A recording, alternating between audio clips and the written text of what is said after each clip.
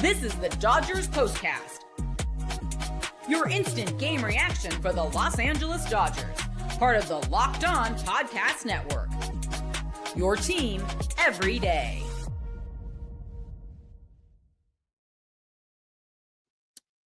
Well, hello. Welcome to the Locked On Dodgers Postcast on the Locked On Dodgers YouTube channel, the place to hang out when every game is done. Today's episode of the Locked On Dodgers Postcast brought to you by Monarch Money. Take control of your finances with Monarch Money. Use the code LOCKEDONMLB at monarchmoney.com for 50% off your first year. Well, that once again did not turn out the way that we needed it to, that we had hoped that it would.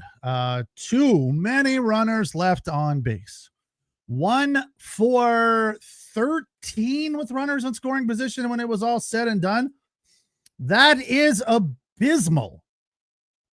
And look, the Dodgers had the right guy on the mound. They got Chapman out of there, who's been fantastic. Look, I don't know what happened. It's not like the Dodgers did anything to get him out, but, you know, fortune went their way in that moment when Chapman left after 11 pitches. Chapman has a 1.3 ERA. Dodgers had gotten 2 men on to start the 8th inning, and Jordan Hicks came in, who has a 6. Well, now it's 5.98, but prior to his outing today, when he got 1 2/3, he had a 6+ ERA. Dodgers couldn't make anything happen. I mean, look, some of it is just flat out bad luck. Black cloud, things not going their way, the brakes beating the boys. That's exactly what it is. That double play to get Kim in the 8th was absolutely flat out bad luck. Kim didn't do anything wrong. They had Teo played perfectly, scorched one up the middle, maybe not scorched, hit one hard up the middle that more often than not is a base hit. I don't want to say a number like 8 out of 10, 9 out of 10. It's in today's ball game, today's style of play with the shifting of the infield around quite frequently based on scouting. They know where you're going to hit the ball more often than not. And Dodgers do it too. You know, the shortstop plays straight up the middle. In this particular situation, it was the second baseman playing straight up the middle. Hae-Sung Kim, who came in to run for Miggy, which ironically turns out to be a bad play because Hae-Sung Kim is fast, had a bigger lead probably than Miggy would have. Line drive to second base. Second baseman makes a fantastic play. Rafaela to dive back into the base, tag the base with his glove to get Hae-Sung Kim by, a fingernail. If it's Miggy, he's probably not that far off the bag and it's fine, but that doesn't mean that it's a run, right? It still is an out, and they probably come up and, the next batter would have been Mookie, didn't have a great day. So it's just, unfortunate plays one after the other. The Dodgers just can't get out of their own way right now. This is what you'll be talking about. Another blown lead. Series lost in, actually, no, they didn't lead tonight. That's right. They were down 1-0, but they did have a 3-1 lead. So yeah, a blown lead. You could say that. They didn't lead to start the game. Boston scored in the first. Dustin May limited the damage. The Dodgers grabbed 1 in the 3rd, 2 in the 4th. So they were up 3-1.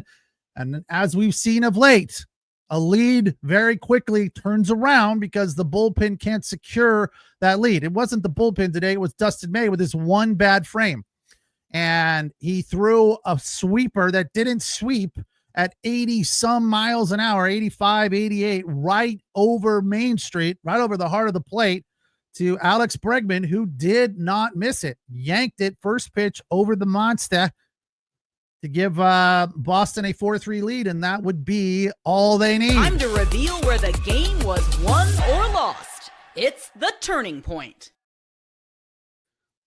That's what it was, that home run right there. Do I need to say it again? Do I need to say it anymore? Dustin May wasn't terrible, but he wasn't good enough in a crucial situation when he needed to be a little bit better. Made a bad pitch over the heart of the plate to a guy who is very capable of hitting home runs over the green monster in left field at Fenway. And that would be Bregman, who had the 2 RBI, only that one hit on the night or the day for him. But all in all, Dodgers out hit the Boston Red Sox 7-6. One error. Conforto also misplayed one in left field, but we can't give Conforto too much crap today because he had a fantastic offensive day for the boys and boys. This is the Locked On Player of the Game. Michael Conforto with 3 hits, just 1 RBI, home run to center field, 424 feet for his 9th, deep to center field. That deep little part of center field where it juts out from left field. But he also had 2 doubles, kind of similar to the day that Jarren Duran had yesterday, 3 extra base hits. Duran had 2 triples and a double. Conforto today, 2 doubles and a triple. So he was definitely on it. Also had 1 walk. So a fairly nice day for him. 4 at bats, on base 4 times. So I would call that better than fairly nice. A super effective, perfect day for Michael Conforto at the plate. Unfortunately, defensively, he let the Dodgers down, and that would be a run scoring play where he misplayed a ball off of the wall in the 5th inning. I think that was the one that they called a triple to shortstop, which I don't understand that call at all. I was like, am I misreading this on the play-by-play and on the box score? If you look at it, that triple in the 5th says triple to shortstop. So I don't know where that comes from. That's a weird one. Very bizarre. Anthony, it says right here, Anthony triple to shortstop. Then Toro scored.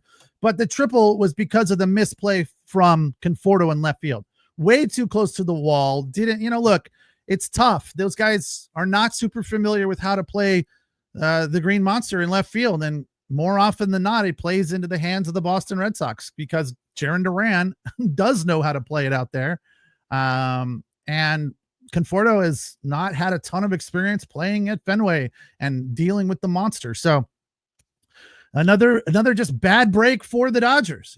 Again, did we mention the ugly stat of the day for them?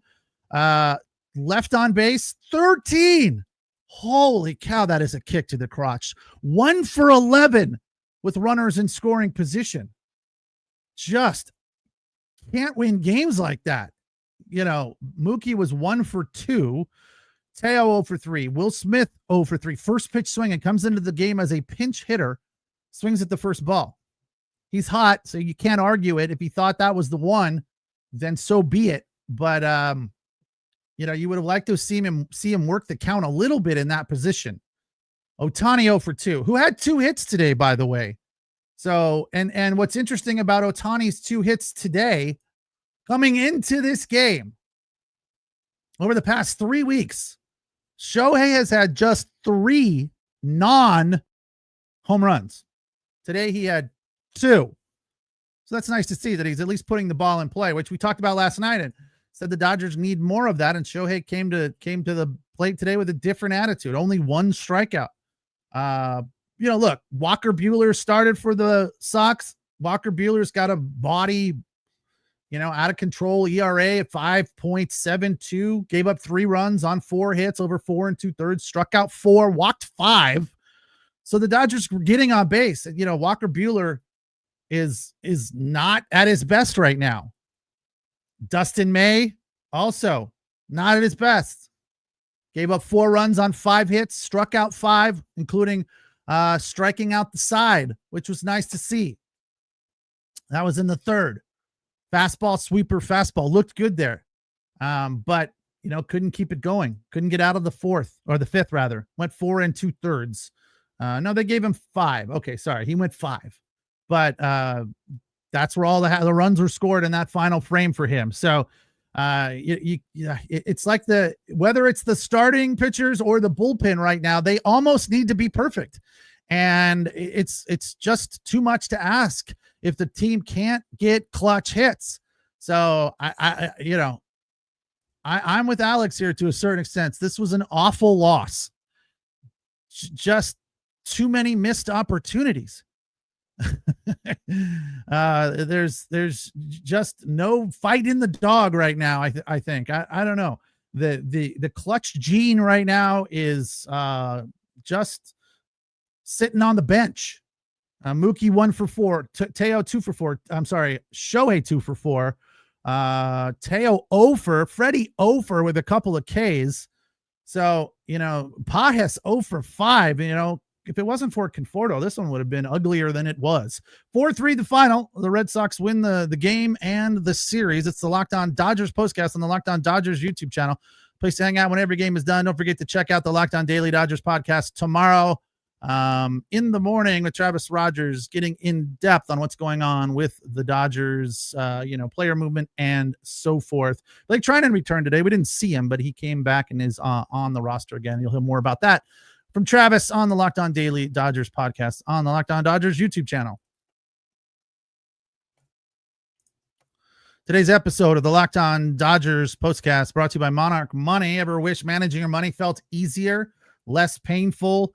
With Monarch Money, it can. Whether you're growing your savings, planning for a big purchase, Monarch Money puts you in the driver's seat. It's like having your own personal CFO, giving you full visibility and control over your finances. Monarch Money is more than just a budgeting app. It's a complete financial command center where you can track all of your accounts, including your investments. That's usually money coming in, and you can see what you're spending all in one place. So in addition to managing your money, you can also build wealth. I remember when one of my bank accounts quite a while ago, they did something similar to this where they put all my spending on a pie chart, and I was surprised to learn how much money I spent on gas. Now I don't spend any money on gas because I drive an electric car. So there's another piece of that pie that has become larger, probably golf or golf equipment or things of that nature. So take control of your finances with Monarch Money. Use the code LOCKEDONMLB at monarchmoney.com. 50% off your first year. That's monarchmoney.com. Code LOCKEDONMLB for half off your first year. Today's episode brought to you by Game Day Hue. Game Day Hue, a new sponsor here on the program, makes clean, no logo gear with team inspired colorways for every pro and college franchise fan base. It's all about letting your colors speak for you. No giant logos, just smart, versatile styles that work on game day as well as on the course or anywhere in between. Right now, you head over to the GameDayHue.com website. You'll get 15% off with the code MLB15. That's GameDayHue, HUE.com. The code even stacks on bundle deals. So now is the time to load up on team-inspired colorway gear, which means it's probably more for casual Fridays at the office where you want to support your team before a big game, but you don't want to wear a jersey. You want to wear a cool little golf shirt or something like that. So check them out, GameDayHue.com, because color speaks louder than words. That's GameDayHue.com, code MLB15.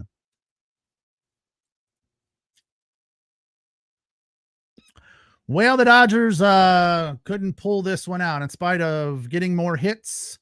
Runners in scoring position considerably larger today than yesterday for the Dodgers. They had 11 runners in scoring position, just one hit from Mookie Betts, which was nice to see. Don't get me wrong. Starting for the first time in this series, because arrived at the ballpark late last night, struck out looking to end the game against Chapman, who again left today early. They didn't quite explain what happened, but they pulled him after just 11 pitches. So Cora saw something and didn't like it. So they brought in Hicks, which I thought was going to go the Dodgers' way, but it did not. So the bullpen, other than Dustin May, the other pitchers other than Dustin May were good today. Jack Dreyer, 1 inning, 9 pitches, had a K. Robleski pitched 2 innings, 38 pitches, gave up just 1 hit, 1 walk, and struck out 1. But Robo had good command of the zone, had heat on the fastball, upper 90s, 98, 99. So that was a positive to see that he had also just returned to the big club from AAA. So that's, the bullpen through this series hasn't been bad at all, which has been a problem for them.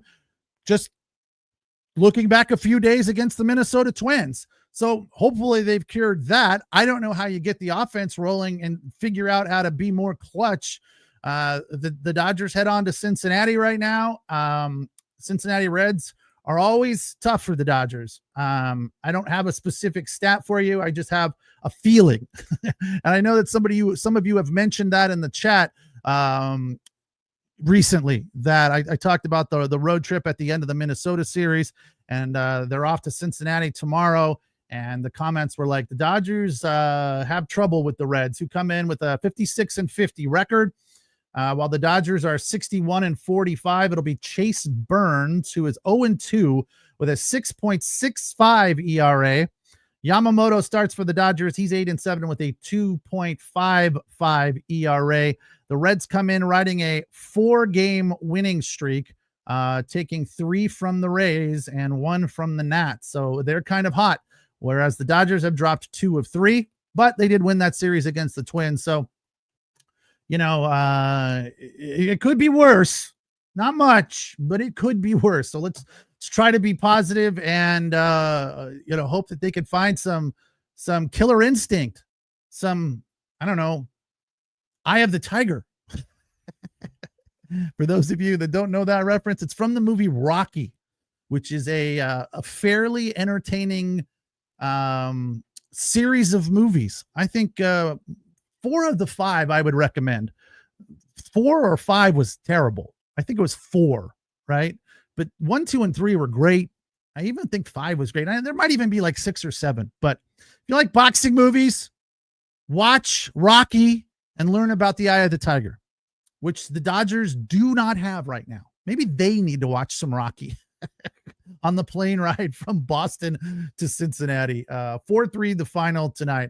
That's going to do it for me here on the Locked On Dodgers Postcast. Thanks for watching. Thanks for listening. Appreciate your comments. Don't forget to check out the Locked On Daily Dodgers podcast right here on the Locked On Dodgers YouTube channel. Enjoy the rest of your Sunday. Take care. We'll talk tomorrow. Have a good one.